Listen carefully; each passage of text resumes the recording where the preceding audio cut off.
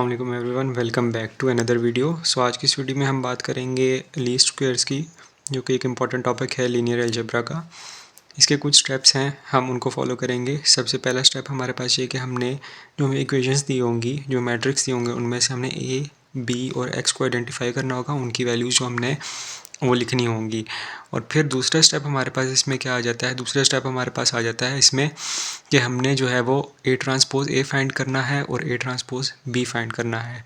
और तीसरा आता है कि हमने उन दोनों को हमने जो है ना ऑगमेंटेशन करनी है। ऑगमेंटेशन किसकी करनी है, ए ट्रांसपोज ए और ए ट्रांसपोज बी की इन टर्म्स ऑफ एक्स। ये एक्स हमारे पास क्या है, x1 x2 x3 depending upon the order of the matrix.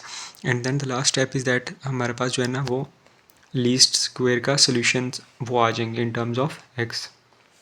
तो अब हम जो सॉल्व करने लगे क्वेश्चन वो एलिमेंट्री लीनियर अलजेब्रा एप्लीकेशन, ये बुक है हार्वर्ड एंटन की वर्जन है ये।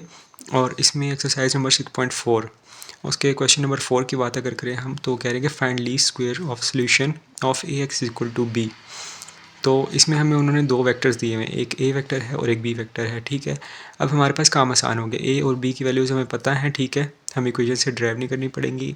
अब हम ए मैट्रिक्स का ऑर्डर देखेंगे। इसके देखें आपके पास दो कॉलम्स हैं, दो कॉलम मीन्स कि इसके दो वेरिएबल्स होंगे। एक्स में हमारे पास x1 और x2 आ जाएगा, ठीक हो गया। फिर उसके बाद इसके आगे हम बात करें तो हमें ए ट्रांसपोज ए फाइंड करना है और ए ट्रांसपोज बी फाइंड करना है दूसरे स्टेप में। तो ट्रांसपोज का आपको पता है कि अगर ये हमारे पास है तो हम रोज़ को कॉलम्स में 2 1 3 इस तरह हो जाएगा, ठीक है। और हमारे पास जो है वो -2 1 1 सेकेंड रो बन जाएगी जिस तरह इसमें हुआ है, ठीक है। फिर हमने ए ट्रांसपोज जो ये है और ए, इन दोनों को मल्टीप्लाई करा देना है। मल्टीप्लिकेशन का ऑर्डर क्या है कि ये 2 1 3 पहले इसके साथ मल्टीप्लाई होगा, फिर ये 2 1 3 इसके साथ मल्टीप्लाई होगा, ठीक है। तो ये हमारे पास बन गया, फिर ये बन गया, फिर उसके बाद -2 1 1 इसके साथ मल्टीप्लाई हुआ तो ये बन गया हमारे पास, और -2 1 1 इसके साथ मल्टीप्लाई हुआ तो ये चीज़ बन जाएगी हमारे पास। उसके बाद हम आ जाते हैं, इनको सॉल्व जब मैंने किया तो मेरे पास ए ट्रांसपोज की वैल्यू आ गई। फिर ए ट्रांसपोज को बी को भी हमने क्या करना है, ए ट्रांसपोज तो हमारे पास पहले ही था, बी भी हमें गिवन है, मल्टीप्लाई किया तो हमारे पास 6 और -4 आ गया। अब हम दोनों की वैल्यूज हमारे पास आ गई। थर्ड स्टेप पे आएंगे, इन दोनों को ऑगमेंट करेंगे इन टर्म्स ऑफ एक्स। तो जब हम ऑगमेंट करेंगे ना तो हम ऐसे करेंगे, ए ट्रांसपोज ए लिखा हुआ है और ये ए ट्रांसपोज बी लिखा है और ये लाइन में लगा दी, इसकी जगह आप कॉलम भी यूज़ कर सकते हैं, दो इसकी रिप्रेजेंटेशन होती हैं। फिर उसके बाद मैंने क्या कर लिया कि हमने इसको जो है ना ऑगमेंट करके रिड्यूस एचलन फॉर्म में ले जाना होता है। तो ये पहले ये रिड्यूस एचलन फॉर्म में है, मतलब पिवट्स मेरे पास 14 है, ठीक है, और ये 6 है मेरे पास, ठीक हो गया। और जो है ना ये इनके ऊपर पहले ही 0 0 पड़ा हुआ है, ठीक है। अगर आप इसको 1 1 में भी लेके जाएंगे ना तो सोल्यूशन जो है ना वैल्यूज़ वो डिफ़र कर लेंगी। वैल्यूज़ कैसे डिफ़र करेंगी, 14 और 6 की का 1 1 आ जाएगा। तो इधर आप 1 1 कर लें, इसको बना लें, लेकिन ये बनेगा नहीं इस केस में क्योंकि नीचे 0 है ऊपर भी 0 है, इसीलिए मैंने इसको सिंप्लीफाई नहीं किया। तो ये मेरे पास इक्वेशन बन गई 14x1 = 6 और 6x2 = -4। इससे x1 और x2 की वैल्यूज़ मैंने निकाल ली, ठीक है। अब ये जो दो वैल्यूज़ आई हैं मेरे पास लीस्ट स्क्वायर की वैल्यूज़ होगी। तो ये था क्वेश्चन नंबर 4। अब अगर हम एक और क्वेश्चन की बात करें जो कि 3 ऑर्डर वाला है, क्वेश्चन नंबर 13, उन्होंने ए और बी हमें दिया हुआ है, एक्स भी दिया हुआ है, ठीक है। हम वो कह रहे हैं find least square value solution, जो हमने पहले क्वेश्चन नंबर 4 में किया वही करना है। And confirm all solutions have the same error vector. अब ये क्या होता है इस पर भी बात करते हैं आगे।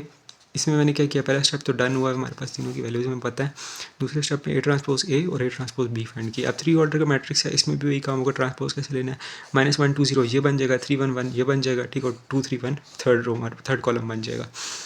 तो जैसे इसमें मैंने ये काम किया हुआ है, ठीक है। ये ट्रांसपोज हमारे पास जो है ना इसमें ये वाला, ठीक है, ये मैं थोड़ा उल्टा लिखा हुआ है, ये हमारे पास ट्रांसपोज का है और ये हमारे पास ओरिजिनल ये हमारे पास ट्रांसपोज का है और ये ओरिजिनल वेक्टर है। और फिर उसके बाद इनको मैंने जब सॉल्व किया मल्टीप्लाई करके तो मेरे पास आंसर ये आ गया था। फिर मैंने इसी तरह ए ट्रांसपोज बी फाइंड करना है, बी वेक्टर ये है, ए ट्रांसपोज ये है, इन दोनों को जब मैंने मल्टीप्लाई किया तो मेरे पास जो है ना वो ये चीज़ बन जाएगी, ठीक है। ये आंसर आ जाएगा -7 28 और 21, ए ट्रांसपोज बी की वैल्यू आ गई। फिर इन दोनों को मैंने क्या कर देना है कि इनको मैंने ऑगमेंट कर देना है। इनको ऑगमेंट मैंने इस तरह करना है कि ए ट्रांसपोज बी इधर आ जाएगा और ए ट्रांसपोज मेरे पास इधर आ जाएगा दरमियान में लाइन, या इसकी जगह आप जैसे मैंने पहले बताया कॉलन भी यूज़ कर सकते हैं। और फिर उसके बाद आपके पास जो है ना क्या है कि रो ऑपरेशंस आपने लगाने, क्योंकि इसको रिड्यूस एचलन में लेके जाना है, ठीक है। तो मैंने इस पर ऑपरेशंस लगाए हैं, ये मुख्तलिफ ऑपरेशंस हैं, आप देख सकते हैं। इन ऑपरेशन को आप खुद भी वेरीफाई कर सकते हैं। ये ऑपरेशन लगाए हैं, ठीक है। और फिर मैं इधर आया, मैंने और 1/5 R1 किया है, फिर R2 को 1/5 से मल्टीप्लाई किया, R3 को 1/5 से मल्टीप्लाई किया, फिर R2 को मैंने 5/54 से किया है। इनको 1/1 बनाने के लिए R3 को भी 1/1 बनाने के लिए 5/54 से मल्टीप्लाई किया, इसके इन्वर्स से मल्टीप्लाई किया, ठीक है, इन दोनों के। तो ये मेरे पास बन गया फॉर्म। फिर मैंने क्या करना था, R1 पे अब मेरे पास देखें पिवट, पहला तो ये पिवट आ गया, ठीक है, ये तो पिवट है मेरे पास, ठीक है। इसके ऊपर जीरो कोई है ही नहीं वैल्यू, नीचे 0 0 बन गया। अब मैंने इस पिवट के नीचे भी 0 बनाना है और इसके ऊपर भी 0 बनाना है। तो ऊपर 0 बनाने के लिए मैं क्या कर लूँगा कि R1 को मैं प्लस करूँगा 1/5 R2, तो -1/5 प्लस 1/5, ठीक है, ये 0 हो जाएगा और जो है ना मेरे पास ये फॉर्म आ जाएगी। और इसको आप देखेंगे तो ये 4/5 हमारे पास प्लस 1/5 बनेगा, तो ठीक है।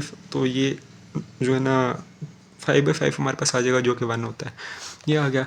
और इसको सॉल्व करने के बाद R3 को भी आपने, अब देखें इधर R3 और R2 बिल्कुल सेम है, तो मैंने R3 में से R2 को माइनस कर दिया, ठीक है। तो ये मेरे पास आखिरी रो बिल्कुल 0 बन जाएगी।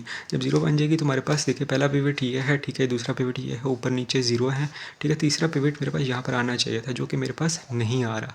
तो मैंने क्या कर देना है कि ये मेरे पास फ्री वेरिएबल हो जाएगा। Infinite many least square solution आएंगे मेरे पास। अब मैं फ्री वेरिएबल है तो उसको मैं टी की को लेट कर रहा हूँ, और टी की वैल्यू मैंने सपोज किया कि वो 1 है, कॉन्स्टेंट है। और फिर उसके बाद x3 = 1 मैंने हो जाएगा मेरे पास, ठीक है। और ये थे हमारे पास इक्वेशन, x1 + x3 = -49/54। x3 की वैल्यू प्लग इन की, x1 + 1 हो जाएगा। और इसी तरह इधर भी थी x2 + x3 = 133/54। तो इधर x3 की वैल्यू 1 मैंने प्लग इन की, ठीक है, तो x2 की वैल्यू भी मिल जाएगी मुझे। अब ये मेरे पास लीस्ट स्क्वायर सोल्यूशन है, लेकिन ये केस याद रखिएगा कि इसमें हमारे पास हम बात करें infinite many least square solutions की। अगर हम x3 की वैल्यू 2 रखते, 3 रखते, 4 रखते, तो ये डिफरेंट वैल्यूज़ आती है x1 x2 की।